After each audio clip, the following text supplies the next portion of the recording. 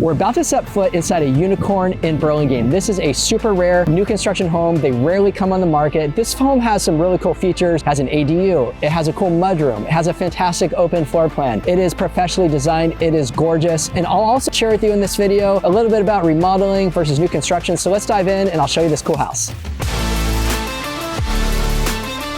All right, so let me give you an idea on the specs of this house. This is about 3,000 square foot home on a 6,000 square foot lot, which is pretty normal in Burlingame. So most lots here are gonna be about 5,000 to 6,000 square feet. From a builder's perspective though, it makes sense to build new construction on like a larger lot, like a 6,000 or 7,500 if they ever become available. So if you're watching this and you're thinking about building your own house, obviously like the more square footage you get on the lot size, the bigger that house that you're allowed to do, because there's something called lot coverage ratio and floor area ratio, which we'll kind of get into in a little bit. But anyways, this is a 3,000 on a 6,000. We're gonna kind of walk around and give you an idea. There's some things that I really want to show you and focus on. If you're thinking about doing your own house or you end up buying a new house, hopefully this video will give you some context on what I think an awesome house looks like or could be. So let's dive in here. I just want to show you first of all, this concept with the open floor plan. This is kind of what a lot of people want. But I should say in the front of this house, it's really cool. Let me just pop over here. This could be used as an office. You could easily put some double French doors here that just kind of open like this. I like how the builder chose to kind of keep this open. And by the way, the builder of this house is Sargent of Sargent Construction. Rich is on the planning commission for many years. He does really high quality work. And that was why,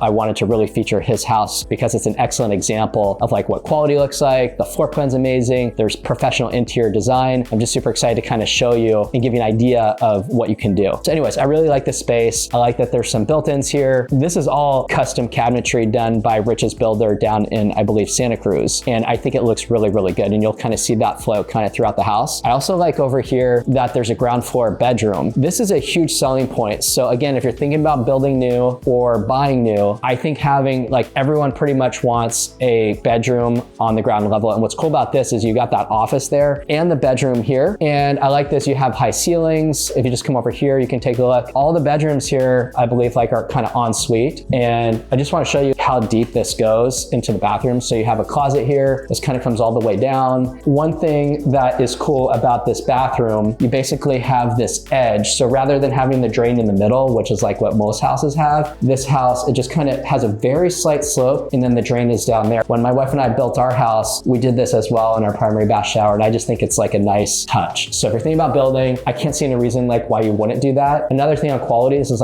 super thick glass here. So this is not going anywhere. Of course, you have a fan overhead. From my perspective, I think it's nice if you can put the fan with a heating element. So when you get out of the shower, I think it's nice if you kind of have the heat coming down from above. Many people in bathrooms will upgrade the flooring to something called new heat, NU heat, which is they basically put an electric mat under the floor and then there's a thermostat. So you can kind of say between 6 a.m. and 9 a.m., I want the floors to be 80 degrees. And then at 9 a.m., I want them to drop and basically shut off. And then I want them to come back again at 5 or 6 p.m. and then shut off again at 10 p.m. The energy cost on that is very low, but it is nice to kind of have that warm heat. So I guess from my perspective, I like having the heat up there because it just kind of blasts you when you get out, and then you can have it in the floor too. So that's something that you can consider. Okay, now we're gonna go pop in and check out a little bit more for the floor plan here. But while we're walking, I'll just mention what I was talking about, lot coverage ratio and floor area ratios. Kind of whatever city you're in, that's something you're gonna wanna think about. So lot coverage is kind of as it sounds. That is the percentage of the lot that can be covered. So for example, in Hillsborough, about 25% of the lot can be covered by structure. In Burlingame, that's more in the 40% because we have smaller lots here. So that's gonna basically the size of your house is gonna be determined by what is your lot coverage ratio and also floor area ratio, which is a metric for how much square footage you can have on the lot spread out over multiple levels. Now, the other interesting thing is if you wanna do a basement, wherever you are, those are super popular, although they're extremely expensive. I remember when we were doing our house, we wanted to go down, and because we had a higher water table where we live in Burlingame, I think that bid came into about 1.75x per square foot to build below grade, which kind of blew my mind. And they basically look, you would need to build a concrete bathtub under the house, and then you'd have to have sump pump. Depending on where you are, if you don't have the water table issues, I think it's a huge selling point. Why is that? Because typically when you go below grade, and don't quote me on this, but I think it's something 700 or 800 square feet that you can do below grade, it typically doesn't count against the maximum square footage that that you can do above grade because it's not impacting the neighbors, it's not hurting anybody. So if you want to do it, it's just money. So go ahead and do it if you want. I do like here that we have a powder room on the ground level. Again, this is nothing, I wouldn't say this is like amazing or special, but you could expect to see this for obviously any house. So on this whole level, we have the powder room for guests, and then we have the bathroom on the other side of this that I already showed you. Again, nothing unique, but I do think that's cool. The other thing that's neat I want to show you here is the mudroom. I thought this was a brilliant idea that Rich had with the construction. So basically you have the electric gate over here, which is super awesome. I'll show you that in a little bit. And you can just kind of come into the driveway, pop out. So if it's raining, groceries, whatever, you don't have to drive all the way to the back. You just kind of come straight in here. There's a sitting area. I love this nice touch here of even having like some marble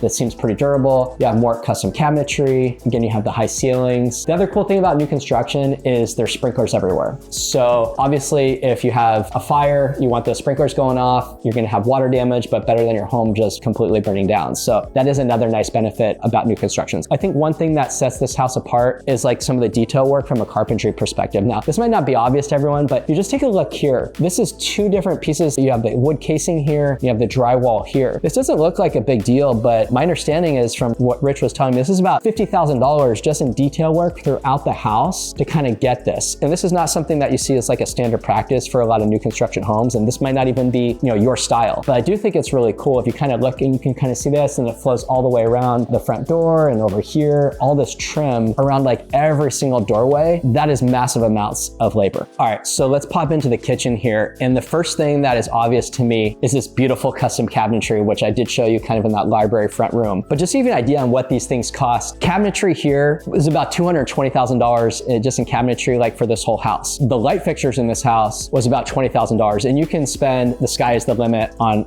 light fixtures. You could be spending like a few grand just for each light fixture if you really wanted to. I know like from a cans perspective, the cans are the recessed lights up there. To give you an idea on cost there, those could be anywhere from $25 up to $1,000. I remember when we were doing our house and our architect did the plan, and we, you know, love our architect and I refer him to many of my clients, but he was like, hey, the lighting plan that I put together is pretty awesome. And I was like, hey, that's amazing. Then my contractor was like, well, you know what? You should talk to this lighting consultant. And this guy's really good. Lives out in Half Moon Bay. He's been doing lighting for 30 years. So we ended up chatting with him, and he went through the whole lighting plan and was like, you know what? I think these like 3 or 4 spots in the whole house, you know, you could use a little bit more lighting here. And he kind of coached us on what lighting temperature would be good for the house. He coached us on, you know, what can specifically would be really good, and maybe coach isn't the best word, but he's like, here's kind of what you need. And here's what the options were. Cause I just assumed like a light was a light, but it turns out you can, the range again, like $25 up to $1,000. So in the $25 ones are just like off the shelf, Home Depot. Most people, that's just what they get. They don't know. Obviously $1,000 is a massive number, but even at like the $75 to $100 per can, that's kind of like a good sweet spot. So just throwing this out there, like if you're watching this and you're thinking about doing a new house, please consider lighting, because I know when people come to our house and they're like, hey, we really like this feel. Sure, maybe they're talking about the floor plan or the style that we have perhaps, but I think a lot of it is the lighting, and people might not like think about that right off the top of their head. So anyways, I just want to kind of highlight here, I believe this is about an 8-foot long island. Personally, I'm a huge fan of islands in kitchens because you can kind of sit up here. If you're working from home, throw the MacBook up, kids can sit here and do homework. I really, really like the prep sinks. So you might have heard of like the triangle in the kitchen where you kind of have the sink and then the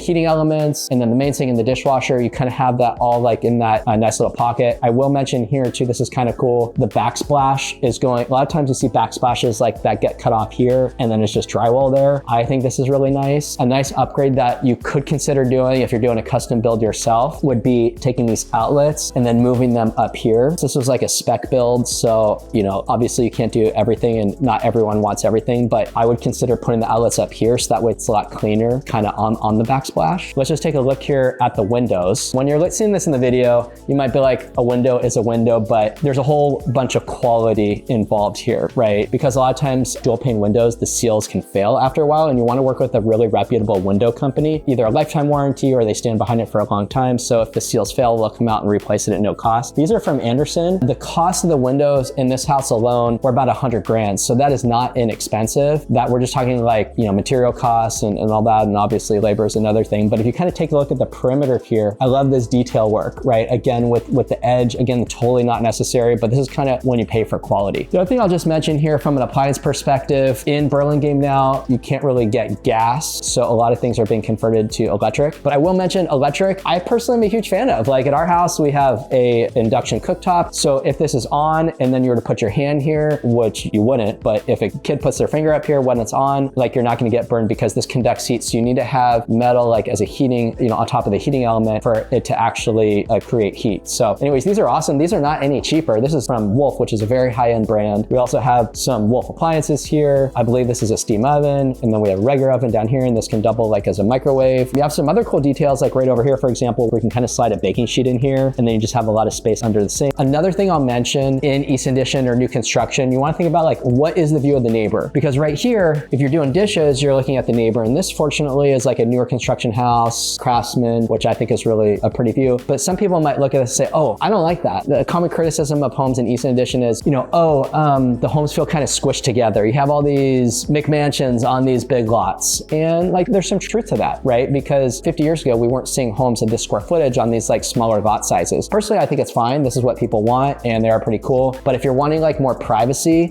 basically Easton addition is not going to check the box. You would feel like if you took this same home and you put it in St. Carlos, you're going to feel the same thing. Same with parts of Redwood City. So if you really want to have new construction or build your own house and have a lot more privacy, you're pretty much only going to want to do that in Hillsborough or San Mateo Park, maybe Burlingame Park, but the lot sizes still are going to kind of max out like 8 to 10,000 square feet. I did do a transaction several years ago in the $6 million range in Burlingame Park on a 15,000 square foot lot, but today that would probably sell for substantially more. So it is possible to do that. I just had a client buy something in Burlingame Park in the $7 million range that was new construction, but these just like rarely pop up. So I'm gonna share with you guys in a little bit some data on rates of new construction homes that are coming on the market. But let's continue. And I'll just mention though, I would consider creating a green screen right there. So if it were me in the driveway, which you can't see right now, but I would consider putting like some planters along there, or like having some like creeping fig that just would kind of like grow up. And then I'd eventually put some metal wires where whatever has plenty could kind of grow up. And that way you can get some real height up 10 to 12 feet between you and the neighbors. So these are solvable things that most people just like aren't aware of, but I would call that like low hanging fruit. I also like that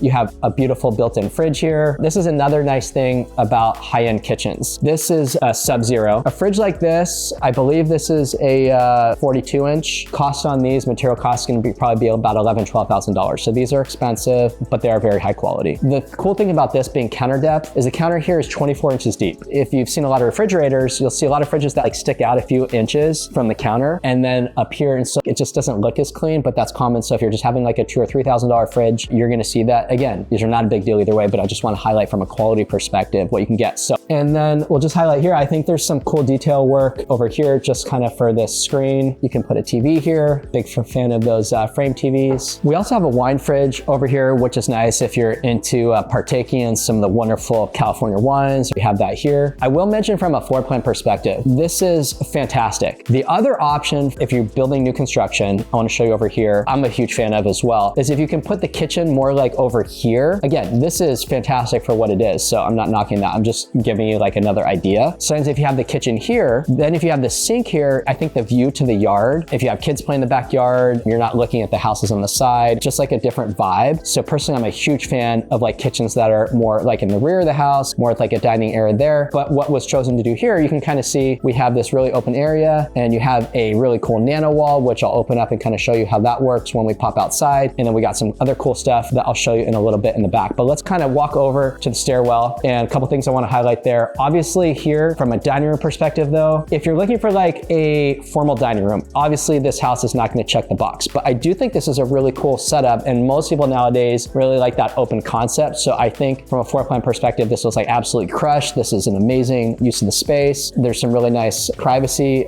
trees over here for green screen. That's really going to start to fill in a little bit more. Can't really see it, but there's an air conditioning unit just below the windows. So I think this is a nice touch. If you're going to have a really long table here, you might have a little bit of a challenge. So maybe it would need to go this way and stick out, or maybe it has some leads in there, which just allows you to kind of fit in better. But there's some different floor plans that you can do down on the main level, but I think this is cool. All right, so on our way to the stairwell, I got a little distracted, and I do want to show you this pantry, because why not? Now, if you have grown up in the Midwest or other parts of the country or Texas, like where there's like space everywhere, like why is this dude standing in a pantry? Well, this is like a $5 million house, and we don't have a lot of space in Burlingame or, in San Mateo County typically. So, I mean, look, I'm just putting my arm all the way out. I'm not even touching the side. My wingspan is not like an NBA player, and like I'm of average height, but like I do think that's cool, seriously, that you like have this room, you can come in, you can throw all your stuff in in here. You can close this, and that's cool. We also have an appliance garage down there. And again, this is not in like extremely exciting category, but like for me, owning a house where we had an opportunity to do this, like I think that's really cool that you just kind of put a little toaster oven or a blender, something like that, and it doesn't have to be on the countertops. I want to show you the stairwell, and this is cool. Most stairwells, the minimum what's required is actually 3 feet, but Rich chose to do 4 feet here, so it's a little bit wider. And as you walk up the stairs with me, you're going to kind of see like how much space this is. Now, let me show you this detail work here, which is pretty crazy because I kind of showed you all the trim work down there. But you can kind of see this kind of box or grid setup. And what's neat about this, not only does it look cool, but just to give you context, like from a labor perspective, just doing here and then just doing up there, this took one guy about a week just to do all this level of detail. So these things are not inexpensive to do, and obviously with labor costs being so pricey, but I do think this is a really thoughtful touch. I also really like up here, the windows, you're not looking directly at the neighbor, but you're getting a lot of natural light that kind of comes in. I will mention one thing that is interesting about building new construction, like in Burlingame in particular, a lot of the cities are starting to require this, is solar. So this house has a 3.2 kilowatt system. It's a very small system. It's not going to move the needle much, but it is a current building requirement for new construction. I think it's cool. Like, why not? Why not? Like, that's a little bit less power that you're pulling from the grid, especially in an area like Burlingame where you're getting some sun coming in. Like, why not? All right, so I like this here at the top of the stairs. We've got a little closet, which is cool. And then if we pop down here, I like you have these really wide hallways. You have some storage up there, and we're not going to spend a ton of time in here, but I just want to show you the bedrooms. Now, new construction like this, there's no window treatments. That's going to be up to the buyer to put in their own, but obviously you have a view of the house, which is not that great in my opinion, but when you build 2 stories in a town like Burlingame or San Carlos or San Mateo on like these kind of like 5,000 to 6,000 square foot lots, it is what it is. You just got to deal with it. So you would have some shades that would come down, but you'd want to make sure that they let in a lot of light, so that way you can still not look at the neighbor's house, but you still get some light coming in. I do want to show you though that you do have this really cool bathroom. Let's pop in here in between the 2 bedrooms, and full bath, which is cool. And I love the professional interior design throughout the house. Now, when you come over here though, this room is facing the front of the house in the street. And then we do have a window there too, but again, window treatments, and you could consider upgrading if you wanted to like some motorized ones that are all connected. You have a couple options. We also have another bedroom over here, which is cool. So it's very common for these newer builds of about like the 3,000 on the 6,000 that you're going to have 3 to 4 bedrooms upstairs. So some of these are going to have 4 bedrooms plus an office. Some are just going to have 5 bedrooms, kind of depends on the floor plan. And then you have the bathroom here. Again, what's nice about this, you have a walk-in shower, pretty basic. But again, that's nice that everyone can kind of have their own bathroom. Obviously that one was shared over there. And then let's pop down here and just take a quick look at the primary bedroom. While we're walking down here, I just want to mention that this whole house was wired with Cat 6 Ethernet. There's speakers throughout the house. Just to put all that in was about $50,000 just in wiring. I mean, that's not like inexpensive, just trying to give you an idea. It is cool here. I think it's a huge selling point. Having a washer and dryer on the 2nd level for new construction, that's pretty much like a standard practice. Like no one wants to be like taking their laundry all the way downstairs. That sounds really difficult and you'd be getting a workout. So why do that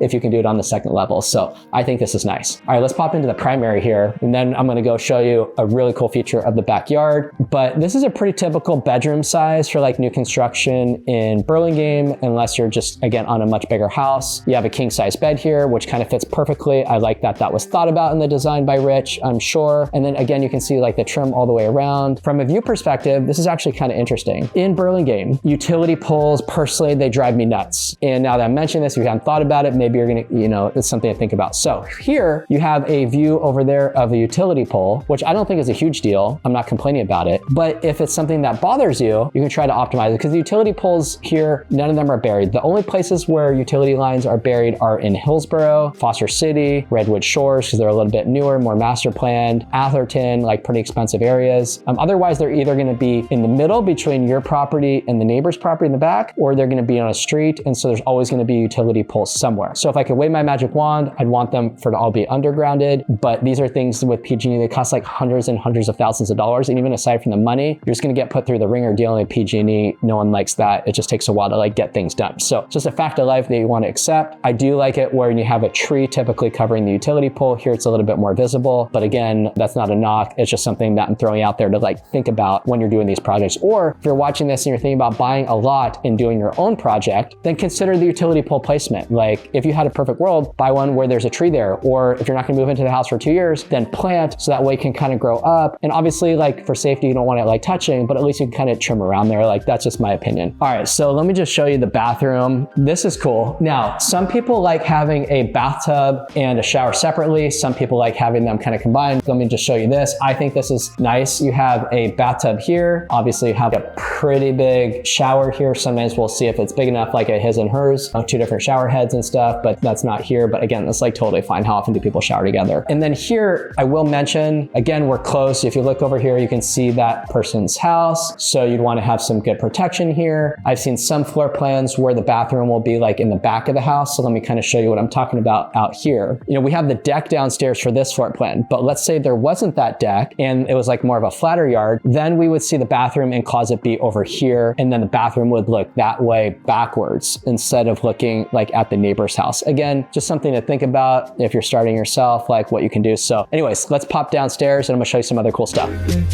All right, I did want to show you this because this is pretty cool. This is what's called a nano wall, and we can kind of open it all up.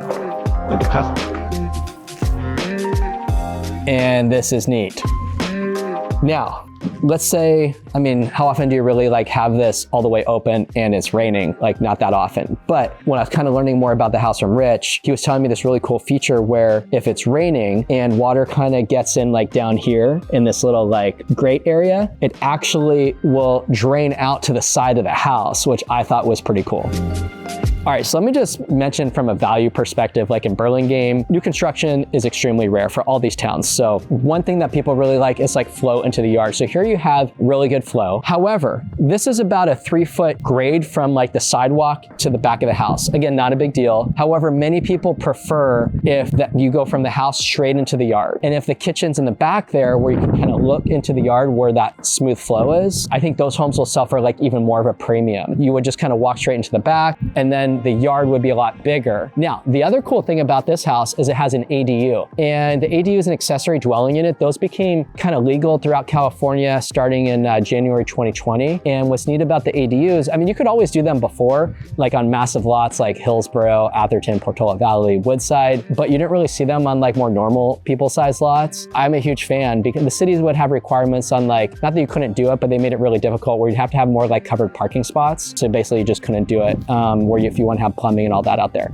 So let's pop down. I'm going to show you this ADU. We're starting to see them pop up, but very few have popped up on the resale side, okay? Like when we did our house in 2020, we put an ADU in and that was just like the beginning of when they were allowed. So I'm very grateful for that. But this ADU is a little over 300 square feet and it's super compact and efficient. I think it's cool. So what's nice about this ADU, it's basically kind of like a studio. So you have a full kitchen over here. You have kitchen, like all the basics. You have super high ceilings here. We have a couple skylights. And then over here, come over here, I just want to show you, we've got the bathroom. Like you basically have a regular sized bathroom. Let me get the light on, which is awesome. So there's so many ways that you can use this space here, right? This could be like where your in-laws stay, you park them for a while. You could use it, like you could put a Peloton out here. You could use it like work from home space. There's a lot of nice benefits about an ADU. The only reason not to do one would be, it would take up like a lot of the yard. And if I'm waving my magic wand, a really cool thing if you wanted would be to get like a home with an attached garage. If you get the attached garage, I've done a couple transactions recently in Easton off market where my clients were able to secure homes with attached garages. The homes were a little bit more dated. They were like maybe 10 to 20 years old. And so my clients were okay with getting a little bit more dated home because they can get the attached garage. And when you get the attached garage, the whole backyard is empty. So like for this house and for any new house, you're gonna pretty much have a detached garage in your backyard. Again, that's fine. Here we have the ADU. So some people will really love this ADU. Some people will say, hey, look, I would prefer to have more grassy space. So everyone, you know, there's a different flavor for everyone. Anyways, I just want to highlight that having like the attached garage, sometimes you can even get a 2-car attached garage. They just don't really build those anymore. I think it's because of some of the restrictions from a planning perspective. But if you get the detached garage, you get the bigger yard. And then if you want to pop an ADU in the backyard, then it's not taking up all the space. So like what's cool here is you have the garage. garage. At some point, I'm sure if you wanted to, this could be converted into a bedroom, and then you have like a bedroom and that space over there. If you didn't really value this, or if you did something with an attached garage, then that would be like way in the front of the house, and then the ADU would like basically be here, and the bathroom would be over there, what I already showed you, and then you wouldn't have the additional structure there. So it's just something to kind of consider. New isn't always better. In this case, like it's fantastic, but I just want to highlight there's some different ways that you could go about the process. So I'll also mention most homes in Burlingame, if they're in the flatter area, they're either gonna be on a 5,000 foot lot or a 6,000 square foot lot. Most homes on 5,000 square foot lots are gonna have an attached garage. And most homes on a 6,000 square foot lot are gonna have a detached garage. It's probably roughly fair to say that a home on a 5,000 foot lot with an attached garage, the usable yard space could be roughly similar to a 6,000 square foot lot with a detached garage, because then you have a driveway that's going down the whole length of the side of the house. And some on the negative perspective would say that's dead space. On the positive, some people might say that's cool, like the kids can kind of ride their bikes there. Like I have a lot of extra space, like I can park more cars there, or I have a sports car and I just don't want it on the street. Like that's a positive. So different ways to think about it, but just want to highlight bigger isn't always better. It's just a little bit different. I also really like here, even though this is the garage, you have some double French doors that kind of open to the yard.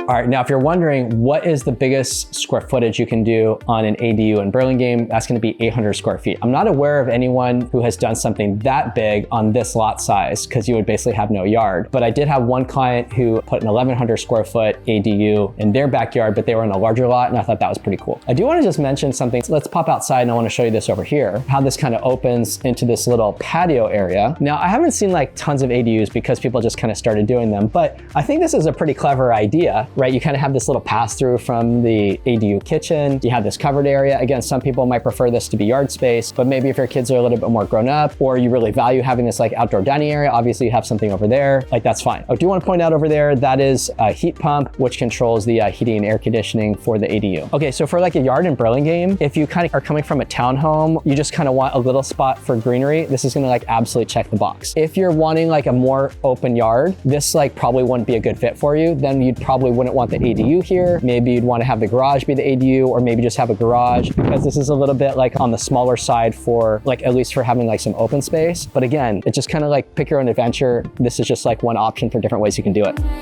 And I know we kind of talked about this flow already, but let's say there wasn't that 3-foot grade here and you just kind of flowed directly into the yard. That's gonna sell, in my opinion, for probably like several $100,000 more to get that kind of premium where you get that flow. So it's something to kind of keep in mind. All right, now you might be wondering, how rare is new construction? So I'm gonna give you the data because a lot of people don't know this information. So in Burlingame, this year, there have been 2 new construction homes that have sold. In Hillsborough this year, 1 new construction home. In Millbrae, 0. Redwood City, 5. San Carlos, 3. And only 1 new construction home in San Mateo. I mean, the year's not up, but like you can see, like these are pretty sparse numbers. We're gonna throw up some numbers on the screen so you can kind of see. But now, if you were to look at homes, how many have sold less than 5 years old in each of these towns? So like this year, we've had 3 sales in Burlingame of homes that were less than 5 years old, 2 in Hillsborough, 12 in Redwood City, none in Millbrae, 4 in San Carlos, and 5 in San Mateo. And there's some other towns in here that I'm not including, like Foster City, Redwood Shores. We see very little spec or new builds in Belmont, even though there's amazing homes. So I just picked the areas where you're typically gonna see more new construction. So, and just to give you an idea, back in last year in Burlingame, there were 15 homes that sold that were less than 5 years old. Hillsborough, there were 2, Redwood City 12, San Carlos 9, and San Mateo 6. So like basically the takeaway when you look at this data, and I'm only including sales that were in MLS. So most off-market sales are gonna be put into MLS because it helps everyone from a data point. It's like win-win for everyone, but sometimes we're not seeing those in MLS. So all these numbers could be like 10 to 20% higher if we're including like what's off-market. But basically the takeaway is if you wanna buy a newer spec home or one that's only a few years old, if you see something, usually like act quickly. They rarely pop up. And so that leads me to the point. If you're thinking about doing this project on your own, like buying a lot for sale in Easton or anywhere else in the peninsula, if you see something that's a good piece of real estate, buy it, okay? But before that, make sure you really know what you're getting into for new construction versus remodeling. I mean, there's a lot to think about if you're thinking about remodeling versus just going to buy new. And if you're thinking about doing a project like this, they can be miserable, but they can also be a lot of fun at the same time. And for me, I think it's really fun if you have the right team, you work work with a good designer, you spend a lot of time really thinking about what it is that you want. And I look back in our experience and how much time we spent in it, and it really wasn't that much time the second time around. And I think if you have the right people, I know I'm kind of harping on that, but I just want to share some optimism that you can have a great experience doing your own new build or doing your own major remodel. It doesn't have to be like what you hear from everyone else that it was like really bad. I think it's something that can be pretty good.